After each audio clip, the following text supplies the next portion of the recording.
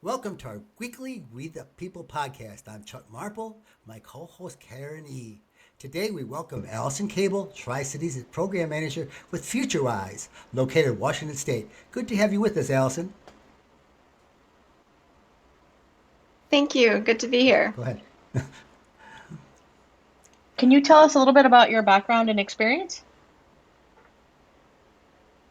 Yes, I have a master's degree in public administration from Portland State University. I grew up in the Tri-Cities in southeastern Washington and moved to Portland. My husband went to law school there, and I went to graduate school, and we started our careers there, and then had the opportunity to come back to the Tri-Cities where we both grew up for jobs, for work, and to be close to family. So I moved back here about 7 years ago and have worked in sustainable resource conservation, sustainable land use. I've always been, really concerned about my community and the future of the environment for my children and what we're leaving for next generation. So I'm fortunate to be able to work in a job that allows me to have a positive impact on my community. That's fantastic because that is one of our big concerns. As you know, one of the groups my primary group, in fact, that I podcast to is called Sierra Resist, and we're part of the Sierra Club. And basically, we're formed because of the policies of our last administration. Okay, what would you like our listeners to know about your group, FutureWise? Futurewise works on the implementation of the Growth Management Act in Washington state. Back in the 1990s, we saw a lot of sprawl, depletion of farmlands that were being converted to housing. In the community where I live now in southeastern Washington, we have a lot of single family, low density housing. We have a lot of strip malls. And so the organization that I work for really works to contain that sprawl and protect farmland. And we like to see redevelopment and infill in our community. People using active transportation, being able to walk safely and bike safely. It's healthier for people to stay active and be able to get to amenities. We'd like to see a reduction in traffic and emissions. So it's just really about smart community planning. And there's a lot that falls under the umbrella of sustainable land use. I have a lot of partners who are focused on maintaining open spaces and habitat for wildlife, for wetlands, to preserve wetlands that improves our water quality. Um, Pollution prevention as well is another big thing. And one thing that's going on in our community right now is kind of a movement to reduce funding for transit. And we want to make sure that we have an equitable transportation system so that those folks who don't own cars or, that's the only way they can get around in our community is to use transit. And, again, kind of reduce congestion and traffic where we can. So, yeah, and other things like affordable housing, I guess, is related to land use. And lots of partners with like the Audubon Society. I'm on the board for an organization called Sustainable Tri-Cities. So we look holistically at not just economic development, but also just equity and social impacts and preserving the environment or conserving natural resources. Yeah, Do you that find concept. that, I was gonna Oh, say, go do you ahead. find that the community and some of the businesses that are you ever at odds with them when they want to try to expand their footprint or, take advantage of land that's available? Not really. One of the things that we don't have a lot of in our community that we would like to see more is something that's called, like, it's referred to as mixed use development. So, in our core, like our central business districts and in the heart of our city, we would like to see retail, commercial and retail, as well as housing in the same area. So, a lot of times that benefits businesses because you have people nearby where your business is. So, it definitely supports, especially like local businesses and smaller businesses, retail, like, you know, you think about all kinds of different offices that are smaller. So, yeah, I mean, I think that I shop at big box stores as well. I don't have anything against them, but yeah, I think we would just like to see more of a mixture. So like a Mhm. mixture of housing sizes and housing types. Same with businesses. We'd like to see a mixture of business types and business types and then housing nearby where the businesses are. So we don't necessarily, we're definitely in favor of robust economic development and a robust local business economy as well. Yeah, one of the nice things that President Biden just talked about is increasing equity for minorities, particularly people of black and brown. Um, that's going to help them too. If you have the community have businesses in it, it makes a big difference for them. Because right now there's a lot of these neighborhoods that don't have the kind of business that they did. They don't have the big supermarkets or anything. Have to go to these convenience stores. It's not the same thing for them. Right. And one of the articles I just read today about housing and how the pandemic has affected housing. We had limited housing um, stock before the pandemic. Now people have put off selling. More people are working from home, and even before the pandemic, there was a discrepancy between for home ownership.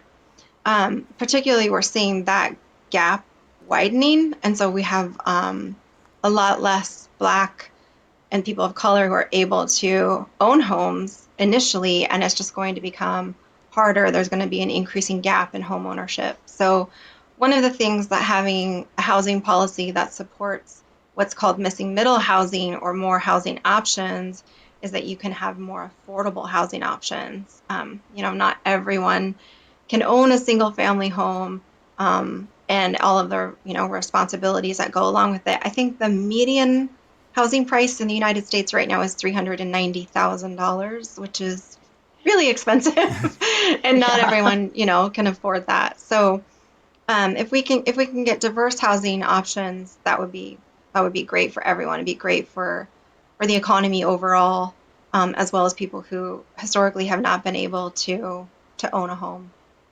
Yeah, kind of like after World War II when they started building communities. We can do it the same concept, just in a different way. We can Hmm. make townhomes, those kinds of things, as long as they're well maintained and everything, and help have those people help actually build it and get involved in it, so they know that they have a real stake in it, and that's Hmm. part of the mistake in the thing. You know, I want to go back to what you said about green space. Several years ago, I went on a trip with our French club in the middle school that I taught at, and we went up to Montreal, and I got to talking to one of the tour people there. And Montreal, when they build new things, one quarter has to be green space. Mm, yeah. That's a really good thing to have. And I thought, that's from what you said. That just reminded me of Montreal. What is your personal top priority within the organization you're doing? So my program, I have, like I mentioned, a lot of allies and Hmm. friends who are concerned with sustainability and with land use. But my focus has actually been on pollution prevention. So I work with Merritt Mitchell Wajee at Mid Columbia Fisheries Enhancement Group. We have a project that we're working on that's a riparian demonstration project, and that is to preserve the plantings along our shorelines. The community that I'm in, the Columbia River runs right through the heart of our community. It's called the Tri Cities because there's actually three cities and it runs through um, our cities. And so the river shore is such a beautiful community asset, and people love to walk on the bike trails and the walking trails that we have there. But it's something that I didn't really understand growing up, the importance of maintaining that habitat. And so it's great that we have this community asset with these open spaces and developed parks, but we don't always see, I think people have this perception of like, I want to see the river, so therefore I want to chop down all the trees and the plants so it doesn't obstruct my view. So we're trying to explain to folks how important it is to maintain that habitat and just kind of change your perception a little bit and create like a frame around your view of the river and have some plantings and some trees in some places. And that provides habitat, it cools the water, it's better for fish. It actually contains pollution. So if there's any kind of, chemicals or runoff that's coming into our rivers, it acts as somewhat like a sponge. And so it's just so important and critical to our community to maintain our beautiful watershed and keep these plantings. So I'm very passionate about maintaining open spaces. And I think people here love the idea of trails and open spaces and being able to appreciate those things. But there's a little more we can do to just take care of it. Yeah, you're right. It's funny. We lived in Warner Robins, Georgia for the better part of 8 years. And there really wasn't a really nice walking area. It was developed after World War II or during World War II, the Hmm. area.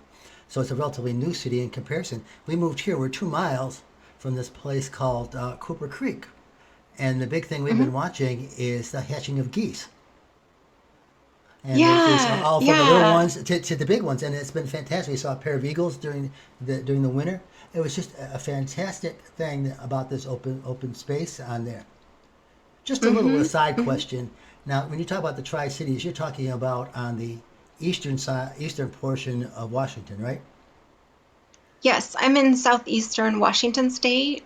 And so people think of Washington as the evergreen state. We do have a lot of beautiful trees and mountains, but southeastern Washington is actually a high desert. And so we have a lot of shrub steppe and we have a lot of river. We have river shore. So there's the Columbia River runs through southeastern Washington state where I am, and um, we have a lot of irrigation. So there's irrigation for lawns and farms, and then we have also a lot of dry wheat farms that are here. So it's actually not a lot of trees that are native to this No. area, but the shrub steppe provides a lot of habitat. And then the crust that's on top of the soils that's here that's native to our area actually keeps down a lot of the dust and preserves the soils. Um, so yeah, the more that we're seeing that wildlands converted to farms and housing, the more we see like the soil quality and the ecosystems getting depleted. So a lot of the organizations that I partner with and Futurewise as well is really trying to educate people in our region about the importance of maintaining native plants, and that it's better longer term for our ecosystem here. I think there's a little bit of a misconception from folks, and I grew up here, so I can kind of relate to this and see it like, oh, there's nothing but tumbleweeds and sagebrush. Like there's nothing there. Well, there's a lot there. So we're really trying to educate people about the value of our local ecosystem. Yeah, it's interesting on that. And before we get to the next question, I just want to say probably when you talk to people away from your state, they probably all think you live near Seattle. Yeah. And we had the same thing in New York State. You say you're from New York. Oh, what's the city like? You live in the We, big city. Yeah. yeah, we Yeah. lived in a city that was like a hundredth smaller than that, and I was born in a city smaller than that. So it's kind of funny, but that's Yeah. you can understand what we went through. Oh, I can. Yeah. And here in the Tri-Cities, we have the larger, like this metropolitan area that's considered the Tri-Cities has about 250,000 people. But then each of the cities, it's broken down into three. And so a lot of people here still consider themselves still consider us like a rural community. They don't realize that, we're really a large metropolitan area, and I think that that's one of the things that we have a somewhat of an identity crisis, right? Like people want the amenities of a big city, but they're not really sure, that they that they want to be a big city. So, Yeah, we lived in a small city that once I could tell you, I figured out after we lived there for a few years because we'd gone there when I got a teaching job, and they had 6 classes of citizens. But I'll talk about that another time.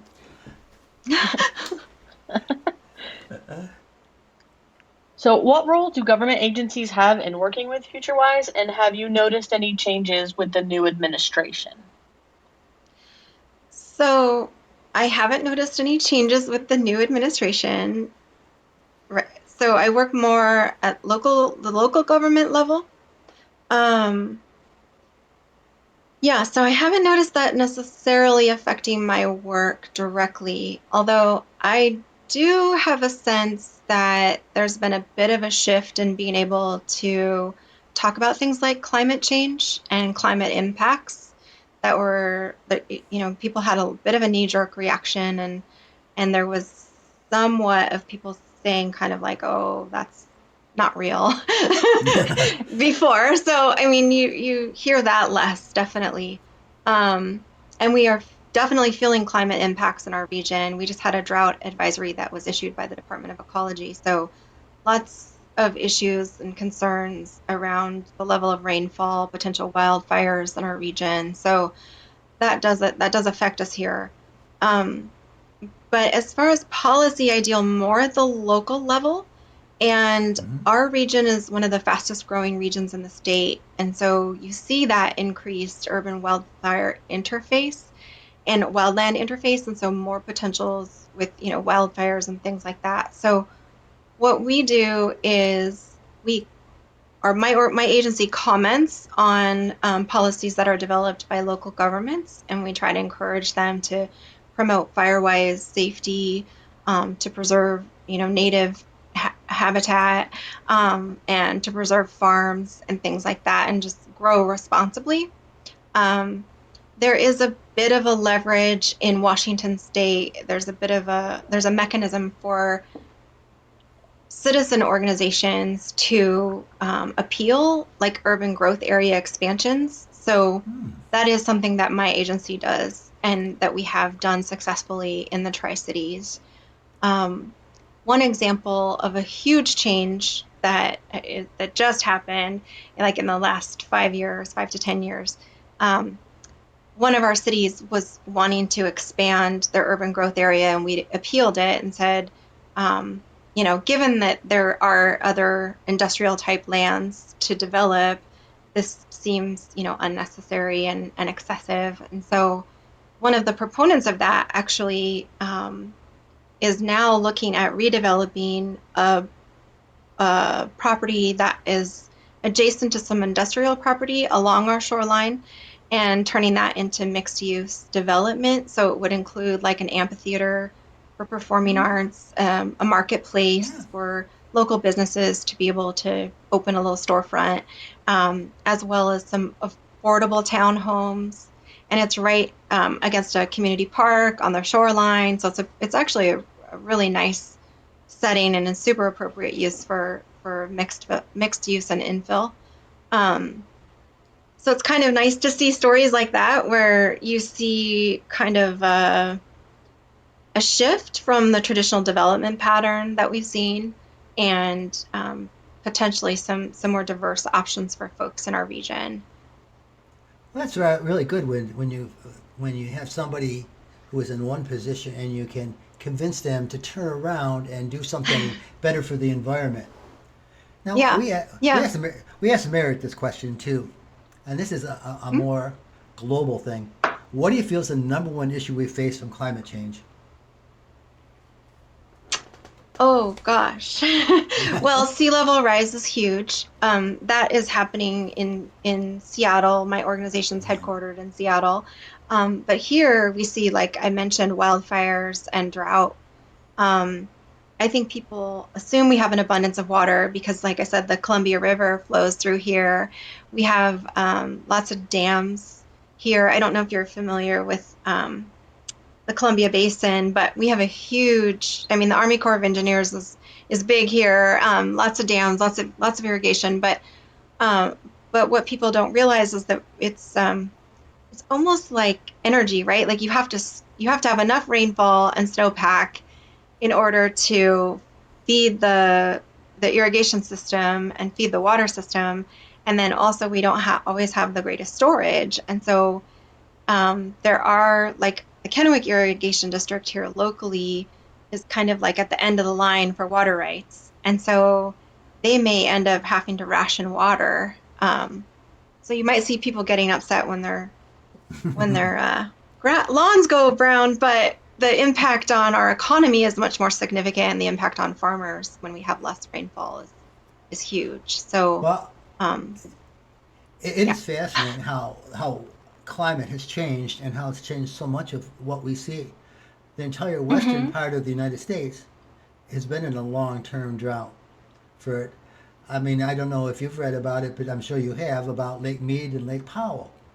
Lake Hmm. Mead is Lake Powell is 32% of its capacity, and Lake Mead is 37%. And so much water is dependent on Arizona, of course, for what they want to grow and do and expand and everything, and Nevada, of course. When you take an area like the desert and you make a city and farmland and all that out of it, Right. it's not a natural thing. And if the climate changes to make it that much worse, I used to joke and Hmm. tell my students, I said, I advise you to buy land in Alberta, Canada, in Saskatchewan and Manitoba up there, because I said those are going to be farming areas in the future. I used Hmm. to joke about that, but the reality is farming is going to move north Hmm. as this goes Yeah. on. So Yeah. it's a crazy thing. It's a crazy thing that we're facing on there. I mean, I think of what usage. I mean, like and how we choose to use things. Like California, one of their big crops is almonds. Everybody likes almonds. They have almond milk and everything. But I've read that almonds are one of the most intensive uses of water Yeah, that there I've heard is. that too. Yeah. And it's like, it's a, where do we make our choices? Hmm. Hmm. Yeah. Yeah, that is interesting to think about, because I think um people don't always understand the significance of climate impacts, like you're saying, on our regional economies and our farms, and the availability of water and increased wildfires and things like that affect everyone. So There's so much. Does Futurewise have any programs to reach out to younger students and kids to sort of educate them on climate impacts? yes, so I have something called an Enviroscape, and I talk a lot about the use, how land use affects water quality. So, and we talk a little bit about the decreased water supply on a heck of a lot, but especially on the west side of the state where there's a lot of wetlands. We have a program in Algona, and then also a program in Port Angeles, and they're working with the communities there and partnering with the communities on restoring wetlands and streams. And so, yeah, and then I have the project with Merritt and Mid Columbia Fisheries Enhancement Group here, and we are going to be planting some plants along the shoreline that are native. We're working with the tribes in our region to identify their first foods and foods that they use, like even that were traditionally medicinal.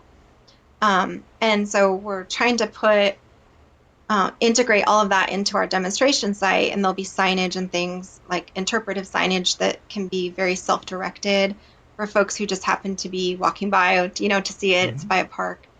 And then we're also going to reach out to all of the schools in that area, and hopefully we can do classroom presentations or on-site presentations there.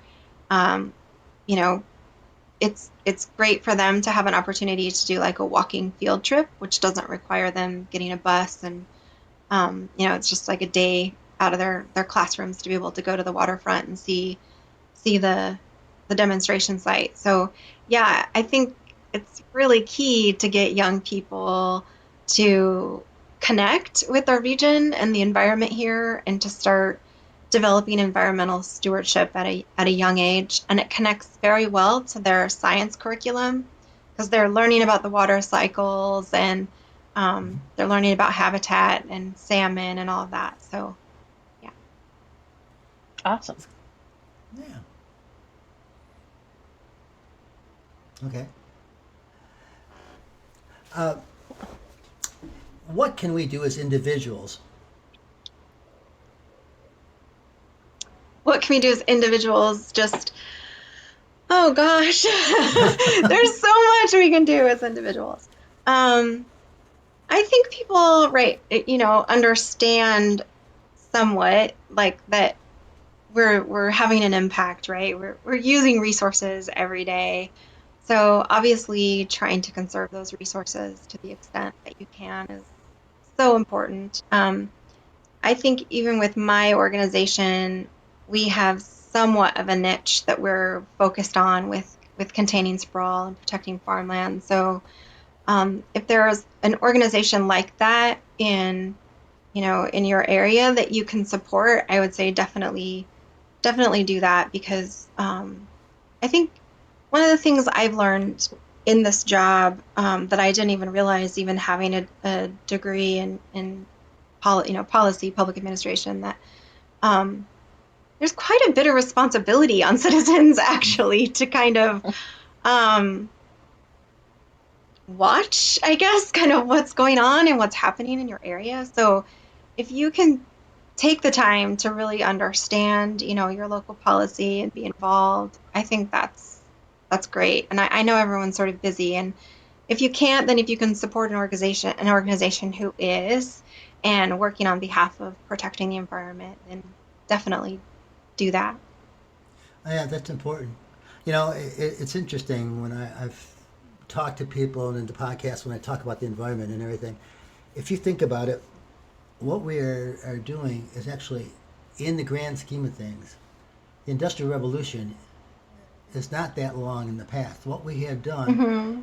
in approximately 200 or 230 years is amazingly bad.